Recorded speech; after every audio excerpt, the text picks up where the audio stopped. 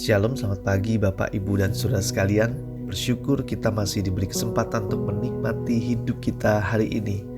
Mari kita siapkan hati kita untuk mendengar renungan firman Tuhan pagi hari ini, agar bisa menjadi sumber kekuatan dan sumber penghiburan kita semua. Mari kita bersatu di dalam doa. Selamat pagi Bapa di surga, kami bersyukur buat hari yang baru, buat kesehatan yang masih Tuhan beri, dan juga buat hati kami yang baru yang mau dibentuk untuk bisa mendengar dan merenungkan firman Tuhan pagi hari ini. Urapi kami semua Tuhan, kami siap mendengar kebenaran-Mu. Hanya di dalam nama Yesus kami berdoa. Haleluya. Amin. Tema renungan kita pagi hari ini adalah sudahkah hidup kita berarti? Diambil dari Galatia 6 ayat 1-5. Beginilah firman Tuhan.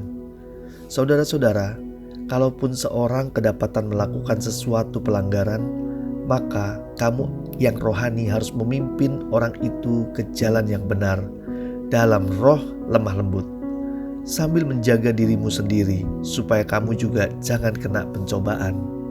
Bertolong-tolonglah menanggung bebanmu, demikianlah kamu memenuhi hukum Kristus. Sebab kalau seorang menyangka bahwa ia berarti padahal ia sama sekali tidak berarti, ia menipu dirinya sendiri. Baiklah, tiap-tiap orang menguji pekerjaannya sendiri, maka ia boleh bermegah melihat keadaannya sendiri dan bukan melihat keadaan orang lain. Sebab tiap-tiap orang akan memikul tanggung jawabnya sendiri. Saudara yang dikasihi Tuhan, hidup ini adalah anugerah terbesar dari Tuhan, dan tidak ada seorang pun yang bisa berkata bahwa hidup yang ia jalani ini hanyalah sebagai sesuatu yang kebetulan saja. Ingat, tak kala seseorang dipercaya untuk hidup, berarti ada tujuan dan rencana Tuhan yang indah dan yang luar biasa di dalamnya. Karena sejak dari semula, Tuhan telah memiliki rencana yang agung bagi kehidupan manusia. Namun bagaimana kita menjalani hidup dan bagaimana supaya hidup yang kita jalani ini berarti, itu adalah sebuah pilihan dari masing-masing kita. Banyak orang yang menyia-nyiakan hari-hari dalam hidupnya dengan hal-hal yang tidak berarti, bahkan salah jalan, sehingga hidupnya menjadi kesaksian yang tidak baik bagi orang lain. Yang Tuhan mau setiap orang percaya memiliki hidup yang berarti, karena Tuhan telah merencanakan kehidupan yang baik dan masa depan yang penuh pengharapan. Jadi rancangan Tuhan bagi kehidupan kita adalah baik adanya.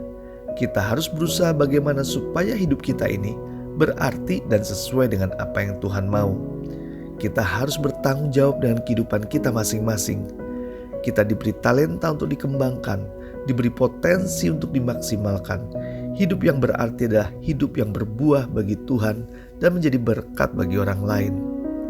Saudara yang dikasihi Tuhan, firman Tuhan pagi hari ini di Galatia 6 ayat 3 mengingatkan kita, sebab kalau seseorang menyangka bahwa ia berarti padahal ia sama sekali tidak berarti, ia menipu dirinya sendiri.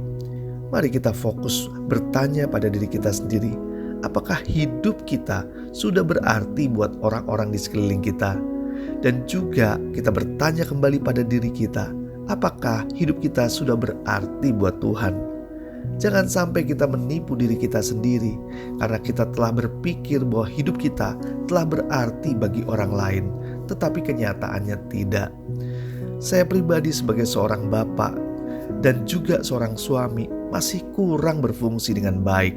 Masih banyak hal-hal yang salah yang saya lakukan.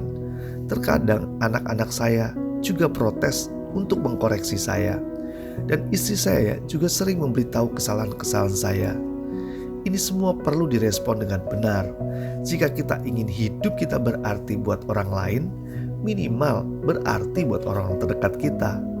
Buka mata kita, buka telinga kita untuk bisa melihat dan mendengar apa yang diperlukan orang-orang di sekeliling kita.